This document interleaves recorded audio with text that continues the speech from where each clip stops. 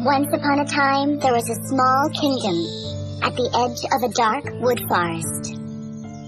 Tales were told about the evil presence that lived in the forest. Still, people in the kingdom were living happily under the wise rule of a young king. There lived a poor miller with his daughter. She was very beautiful and charming. The miller was a chatterbox and had a habit of exaggerating what he told to others.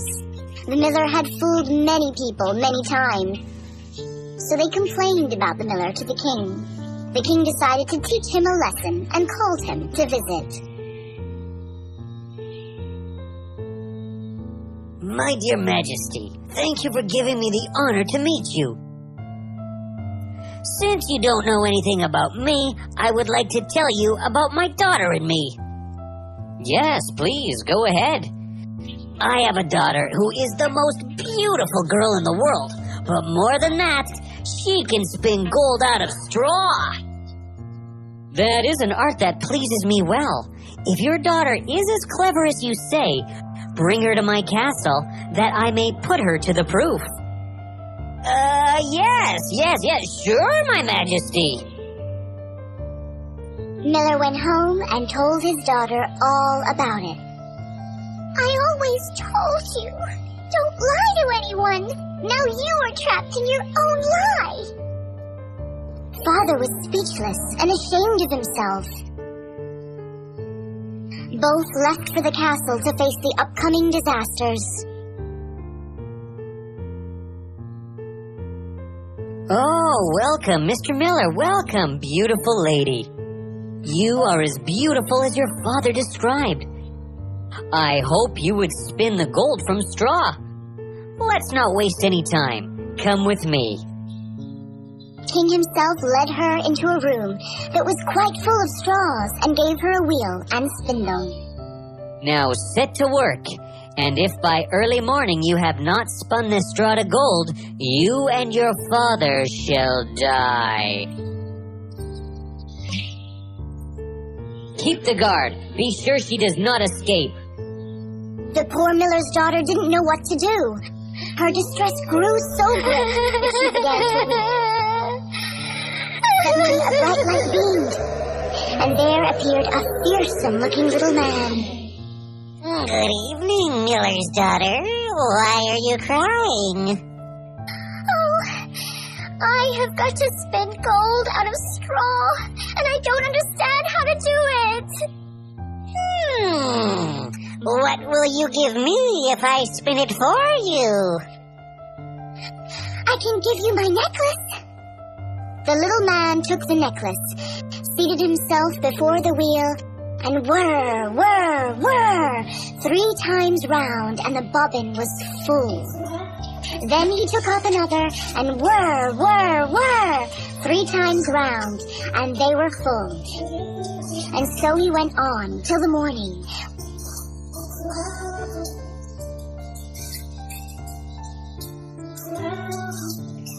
All the straw had been spun, and all the bobbins were full of gold. Thank you, little man. May I know who you are? What's your name? The little man laughed and disappeared in an instant. At sunrise came the king, and when he saw the gold, he was astonished. Oh my goodness! I was thinking that your boastful father was lying to me. Now you go and take some rest. I will meet you in the evening. The miller's daughter thought that the king would now reward her and let her go home peacefully. But in the evening, the greedy king took her into another room filled with straw, much bigger than the previous room. If you value you and your father's life, you must spin all of this into gold tonight. The girl did not know what to do, so she began to cry again. Soon the little man appeared in the room again. Stop crying, girl. What will you give me if I spin all this straw into gold? The girl thought for a while and noticed the golden ring in her hand, the last precious thing she could offer him. take this ring from my finger? The little man pulled the ring and began to spin the wheel, whirring round.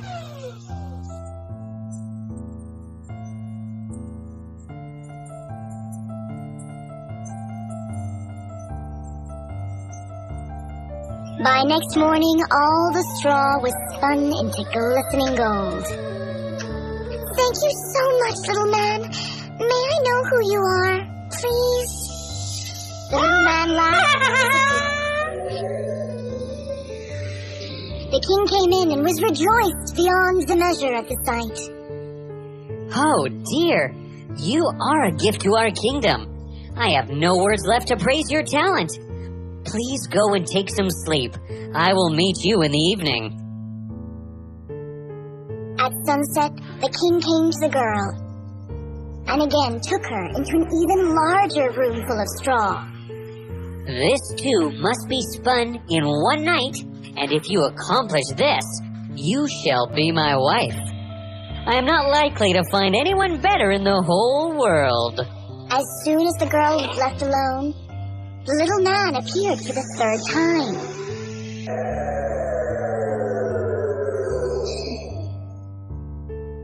What will you give me if I spin the straw for you this time?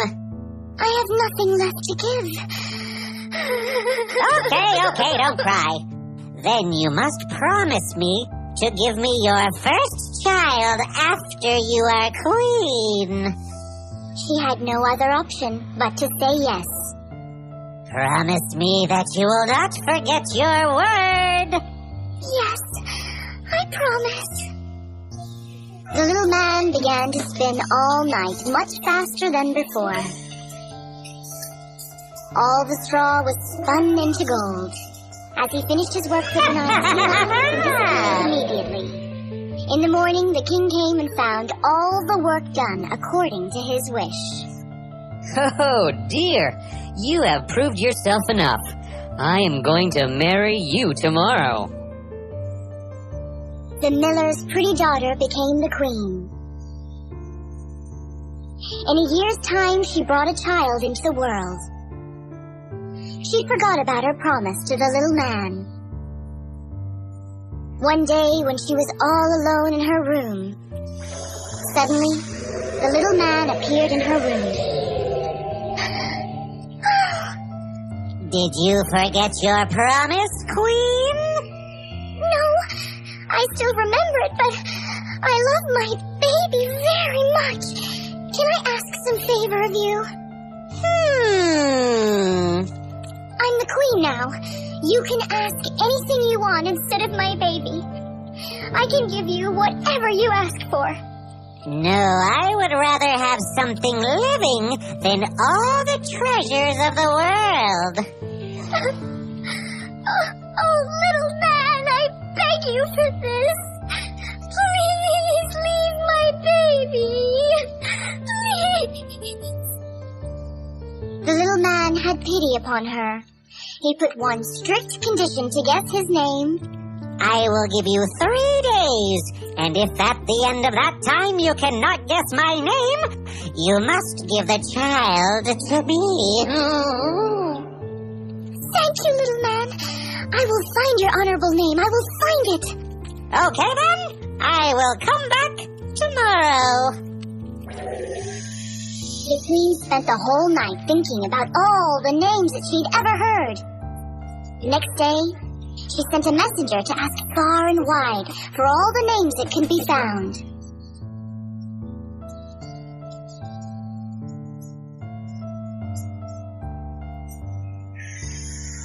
The little man came back. So, have you figured out my name? Yes? Is your name Casper? That is not my name. Is your name Milkwire? No, it is not.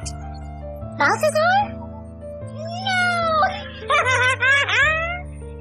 The queen repeated all the names she knew and went through the whole list given by the messenger. But after each name, the man laughed at her and said, "No, That's enough for the day. I will come back tomorrow. Be prepared. On the second day, the queen sent the messenger to the neighboring kingdoms to search the most unusual and singular names. The little man came back in the evening. The queen was ready with her list. Perhaps you are roast ribs? That is not my name. Sheepshanks? No, it is not. Spindleshanks? No. The queen went through the entire list, but after each name, the little man said no. Tomorrow is the last day, my queen, and I doubt you can save your baby. The queen got worried. But on the third day, she heard something unusual from the messenger.